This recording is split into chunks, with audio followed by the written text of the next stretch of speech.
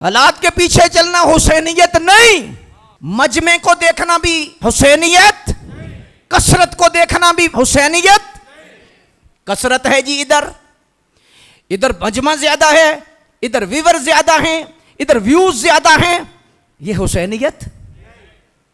72 किधर हैं, हजारों के दर थे, व्यूज के दर थे, मजमा के दर था।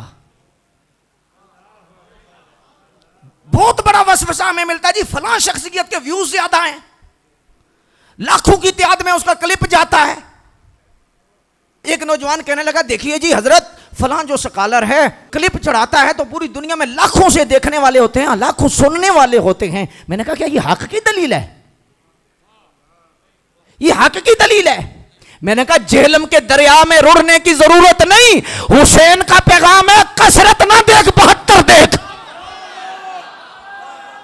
व्यूज नहीं भाई देखते। और मैं आज के इन दानश्वरों से कहना चाहता हूं और आज के इन फरेब खुर्दा लोगों को कहना चाहता हूं जो इन चीजों के पीछे हैं, जी मजमा ज्यादा है। मुझे एक सवाल का जवाब दे दो, क़यामत के करीब दज्जाल उतरेगा, हदीस सही है कि दज्जाल के साथ मजमा ज्यादा होगा, कसरत होगी, लाखों लोग होंगे, उसका इस्तदराज इतना होगा जहां कदम रखेगा वहां सब्जा उगेगा, मुर्दे जिंदा करेगा।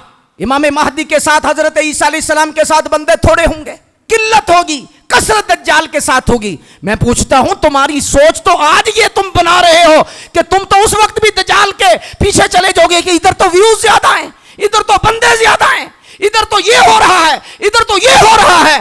तो उस वक्त अगर तुम ईसा के पीछे ना चले, तुम्हारी नस्लें हजरत ईसा के पीछे ना चली, हजरत इमाम महदी के पीछे ना चली, ये सोच तो दज्जाली सोच को सपोर्ट कर रही है। दज्जाल के पीछे जब भी लोग लग जाएंगे, इसलिए आज कसरत ना देख, ये ना देख फलां बंदे के फॉलोवर कितने हैं, फलां बंदे की अप्रोच कितनी है, फलां बंदे का मजमा कितना है। हुसैन कहते हैं टकरा जा,